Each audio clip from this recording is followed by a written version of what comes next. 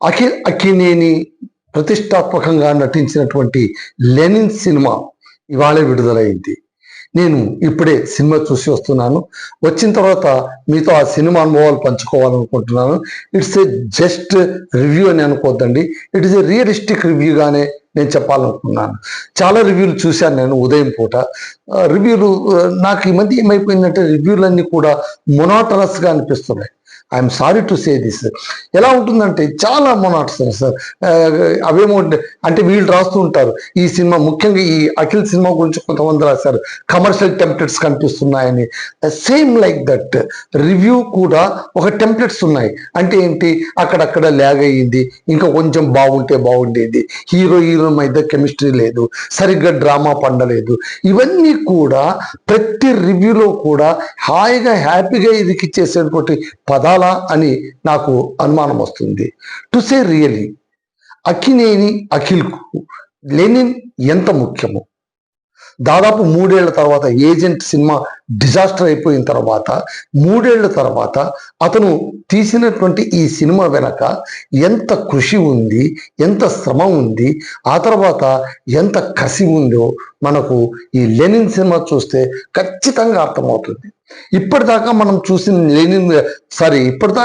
చూసిన అఖిల్ వేరు, ఈ సినిమాలో మనం చూసేటువంటి అఖిల్ వేరని ఖచ్చితంగా మనం చెప్పవచ్చు. కథ కూడా ఓకే, చాలా మంది ఏమంటున్నారు పాత కథనే, ఇలాంటి రెఫరెన్సెస్ చాలా కనిపిస్తున్నాయి. ప్రతి కథ కూడా అంతేనండి. మీరు చూడండి, ఇప్పుడు మ్యూజిక్ తీసుకున్నా కూడా మనకు 7 రాగాలే ఉండేది.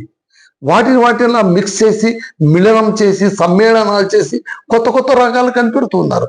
అలాగే ఇక్కడ కథ కొత్తగా ఎప్పుడు కూడా వెతకాలి అంటే కథలో కొత్తదనం కాదు, చెప్పడంలో కొత్తదనం, కథనంలో కొత్తదనం, ఇది కదా మనకు కావాల్సింది. సో నాకైతే మురళీ కృష్ణ మూరి అతను డైరెక్టర్గా ఈ సినిమాకు సూపర్ సక్సెస్ అయ్యారని చెప్పాలి. ఎందుకంటే తాను నమ్మిన కథ. పైగా ఏంటి, ఈ కథలో గొప్పతనం అంతా నాకు అనిపించింది Akhil okay, he done well.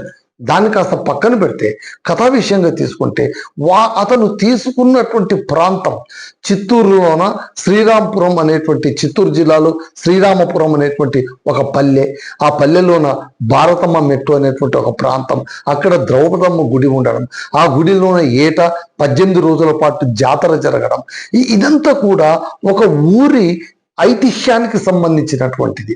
అంటే దీన్నే మనం కాస్త సైంటిఫిక్గా చెప్పాలంటే జానపద నిరుక్తి అంటారు, ఫోక్ ఎటిమాలజీ అంటారు, దీన్ని ఫోక్ ఎటిమాలజీ అంటారు. అంటే ప్రతి ఊర్లో కూడా ఒక చిన్న గుడి ఉంటుంది, ఆ గుడికి ఎంతో ఒక నమ్మకం ఉంటుంది, ఒక కథ ఉంటుంది, ఒక ఐతిహ్యం ఉంటుంది, ఊరి ప్రజలందరూ నమ్మినటువంటి ఒక నమ్మకం కూడా ఉంటుంది.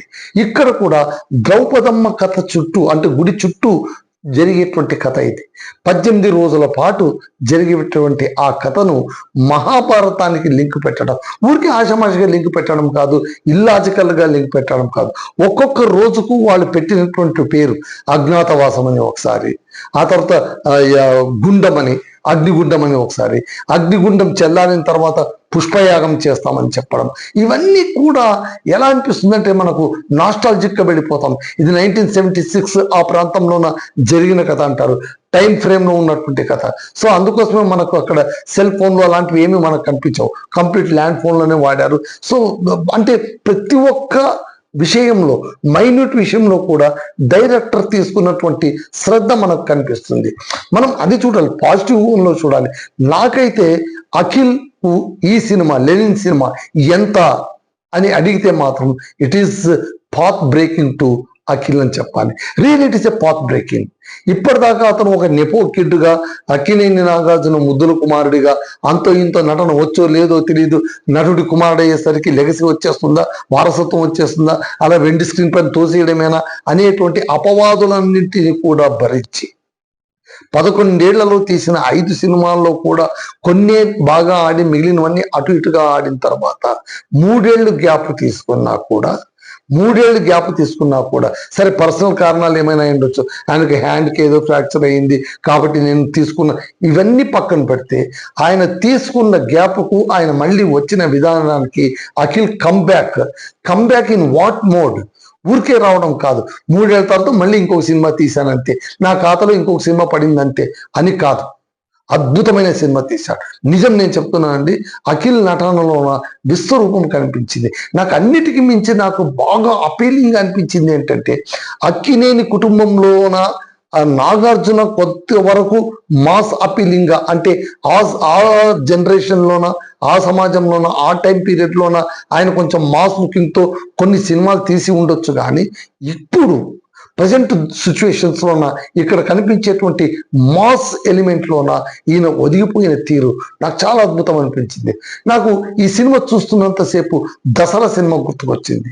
నాని తీసినటువంటి దసరా, అది కూడా తెలంగాణలోన ఒక ప్రాంతంలోన ఉన్నటువంటి ఒక కల్చర్ని పట్టుకొని, అక్కడ క్యారెక్టర్స్ని పట్టుకొని తీసినటువంటి సినిమా. అక్కడ కూడా స్నేహితుడు, ఫ్రెండ్షిప్, ఇవన్నీ కూడా కొన్ని కలుస్తున్నా కూడా, అంటే పోలికలు చెప్తున్నాను, కాపీ కొట్టారని కాదు, పోలికలు వేరు, కాపీ వేరు. అంటే మనకు ఆ నాస్టాలజిక్ తీసుకెళ్ళడానికి డైరెక్టర్ చేసిన ప్రయత్నాలు ఏంటి అన్నప్పుడు మనకి ఇవన్నీ గుర్తుకొస్తాయి. సో ఇక్కడ లెనిన్ సినిమాలో కూడా నాకు చాలా బాగా నచ్చింది ఏంటంటే అఖిల్ యాక్షన్. ఆయన నటించడం కాదు, బిహేవియర్ ఆఫ్ ది క్యారెక్టర్ అనేది ఏంటో అక్కడ తీసుకొచ్చాడు. ఎక్కడ కూడా నాకు కృతకమని అనిపించలేదండి. కొంతమంది అంటున్నారు ఏంటంటే ఎండింగ్ సీన్లోనూ కొంచెం కృతకంగా ఉంది, అటాచ్డ్ చేసినట్టుగా ఉంది. ఇవన్నీ నేను నమ్మనండి. మనసు పెట్టి తీశాడు, అద్భుతంగా తీశాడు. ఇంకొకటి, నేను సినిమా కూడా వెళ్ళి చూసింది, నేను యాజ్ ఎ రివ్యూ చేద్దామని వెళ్ళి నేను ఖచ్చితంగా చూడలేదండి. అలా చూస్తే సినిమా మనకు అర్థం కాదు, ఆ ఎమోషన్ కూడా మనకు అర్థం కాదు. మనం ఎప్పుడు కూడా లెక్కలు డొక్కలు వేసుకుని, ఈక్వేషన్స్ వేసుకుని, ఇదిగో ఇక్కడ 2x2 4 ఉండాలి కదా, కానీ ఇక్కడ 4 లేదు, 3 ఉంది, కాబట్టి ఇది అటర్ ఫ్లాప్. నో. సో ఇక్కడ మనం ఇంకొకటి, సినిమాలోనే న్యాచురాలిటీ లోపించింది అంటారు. సినిమాలో న్యాచురాలిటీ లోపించడం ఏంటి? సినిమా ఎప్పుడైనా న్యాచురల్గా ఉంటుందా? అక్కడ గ్లామరైజ్ అవుతుంది, మ్యాగ్నిఫై అవుతుంది. మన ఎమోషన్స్ అవన్నీ కూడా అక్కడ మ్యాగ్నిఫై అవుతాయి. మ్యాగ్నిఫై సిల్వర్ స్క్రీన్ లో చూసినప్పుడు మనము ఒక సగటు ప్రేక్షకుడిగా ఎలా చూస్తాం అనేది పాయింట్ అవుతుంది. అంతేగాని మనం కోడిగుడ్డుకు ఈకలు పీకాలంటే చాలా పీకొచ్చు. సో అలా చూసే వాళ్ళకు లెనిన్ సినిమా నచ్చకపోవచ్చు, పర్వాలేదు సోసు అనిపించవచ్చు. బట్ యాజ్ ఏ ఆడియన్ గా వెళ్ళి చూస్తే, యాజ్ ఎ కామన్ ఆడియన్ గా వెళ్ళి చూస్తే మాత్రం ఈ సినిమా ఖచ్చితంగా నచ్చుతుందండి. నాకైతే 100% నచ్చింది. అదే రివ్యూ నేను మీ ముందు ఉంచుతున్నాను. నేను చేస్తున్నటువంటి ఇట్ ఈస్ జెన్యూన్ రివ్యూ అనే నేను మీకు చెప్తాను, రియల్ రివ్యూ అనే నేను చెప్తున్నాను. సో ఇక్కడ అఖిల్ సినిమా మొత్తాన్ని తన భుజం పైన మోస్తాడు. ఏ కమర్షియల్ సినిమాలోనైనా హీరోనే మొత్తం తన భుజాల పైన మోస్తాడు. అది కొత్తగా మనం చెప్పాల్సిన అవసరం లేదు. బట్ ఇప్పటిదాకా చెబిష్గా ఉన్నటువంటి వాడు, పాలబుగ్గల పసివాడు అనుకునేటువంటి అఖిల్ ఏదో చైల్డ్గా అది ఇది చేసేవాడు, ఈయనకు రగడ్ క్యారెక్టర్ కానీ, రా క్యారెక్టర్ కానీ ఇవన్నీ నప్పవు అనుకుంటున్నటువంటి సందర్భంలో అఖిల్ మొట్టమొదటిసారిగా తన విశ్వరూపాన్ని చూపించాడని మనం చెప్పాలి. ఇక సినిమా విషయానికి వస్తే, నేను మీకు చెప్పాను కదండి, భారతమ్మ మెట్ట అని శ్రీరాంపురంలోన భారతమ్మ మెట్ట, అక్కడ 18 రోజుల జాతర. ఇక్కడ మీకు మెయిన్ ఇక్కడ ఎలిమెంట్ ఏంటి, what brings the movie upwards, దీన్ని అప్గ్రేడ్ చేసినటువంటి, ఎన్హాన్స్ చేసినటువంటి పాయింట్స్ ఏమని మనం చెప్పాలంటే, సరే బ్యాక్గ్రౌండ్ స్కోరు, మ్యూజిక్ ఇవన్నీ కూడా తన మార్పు చూపించారు. సరే పాటలేవి కూడా మెమరబుల్ గా లేవని అంటారు. ఎట్టా అనేటువంటి పాట చాలా బాగుంది. జయమంగళం అనేటువంటి పాట కూడా, అసలు జయమంగళం అనేటువంటి పాట అక్కడి కల్చర్ని అది ఎత్తి చూపుతుంది. అంతేకాదు అక్కడ నాకు బాగా నచ్చింది ఏంటంటే 18 రోజుల పాటు భారతం, ద్రౌపదమ్మ జాతర 18 రోజులు, 18కి చాలా ప్రామినెన్స్ ఉందండి. 18 పర్వాలు, అష్టాదశ పురాణాలు. సో 18కి మన భారత ఇతిహాసంలోన చాలా ప్రాధాన్యం ఉంది. మళ్ళీ మహాభారతం కూడా 18 పర్వాలే కాబట్టి ఈ కథ కూడా 18 రోజుల పాటు నడిపించినట్టు చూపించడంలోన చాలా లాజిక్ పాటించాలని నాకైతే అనిపిస్తోంది. So that's my convention.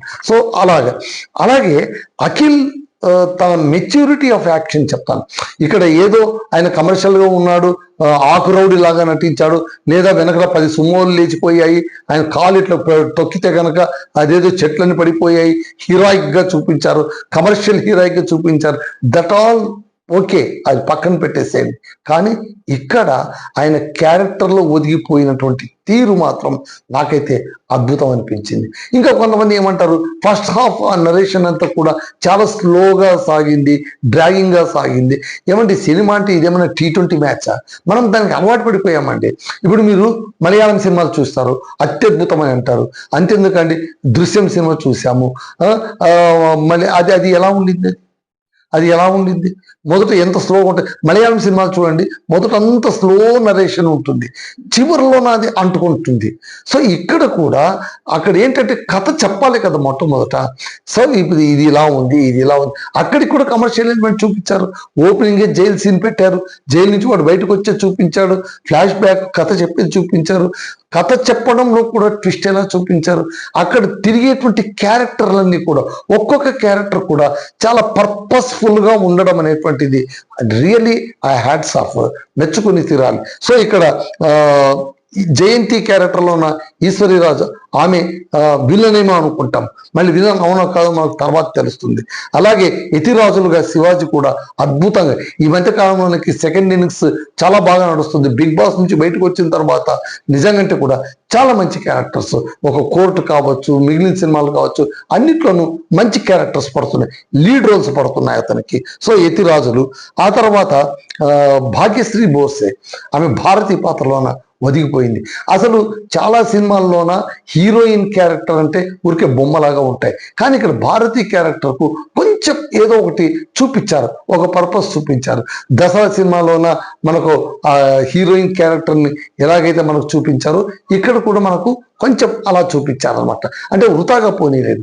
ముఖ్యంగా ఏంటంటే సెకండ్ హాఫ్ మొత్తం కూడా హీరోయిన్ ఇన్సిడెంట్ పైనే ఆధారపడి ఉంటుంది. నేను ఎక్కువ డీటెయిల్స్ చెప్పేస్తే కనుక స్పాయిలర్గా ఉంటుంది కాబట్టి I don't want to reveal.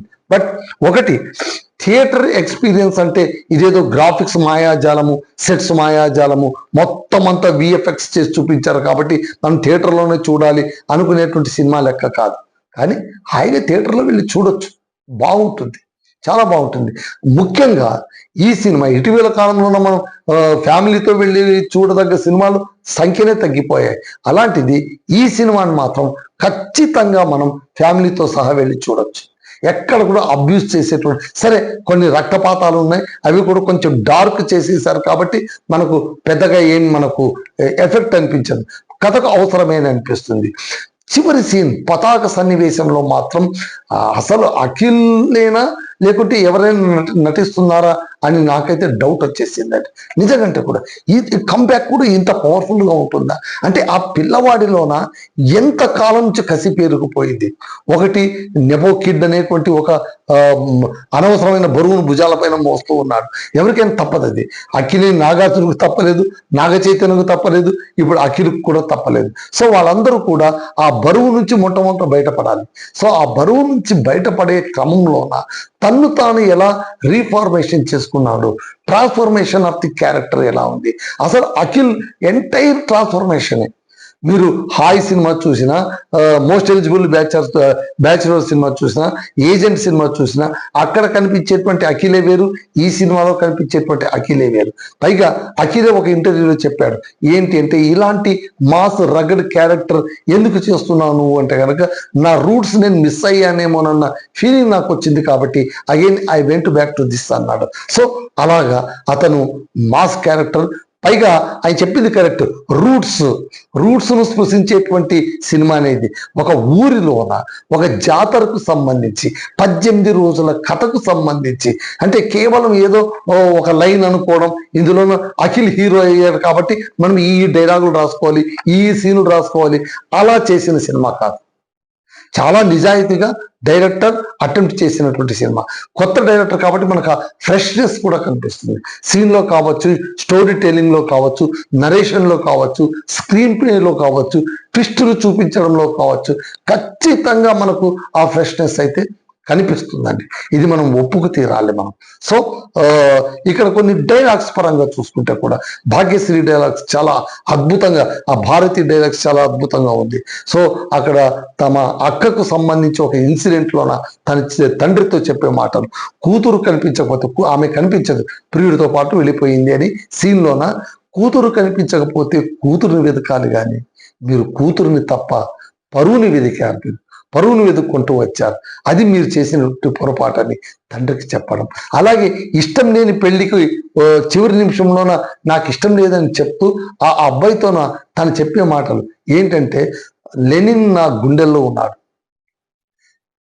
అది కాదని ఇప్పుడు నీతో నువ్వు తాళి కట్టి అయినా పర్వాలేదని నువ్వు తాళి కట్టి నా గుండెలపై పడుకుంటాను అంటే నేనేం చేయలేను అని చెప్పడం చాలా హార్ట్ టచింగ్ గా ఉంది. అంటే ఇదేమో త్రివిక్రమ్ డైలాగ్స్ లాగా అయితే లేవు, చాలా న్యాచురల్ డైలాగ్స్ లా ఉన్నాయి.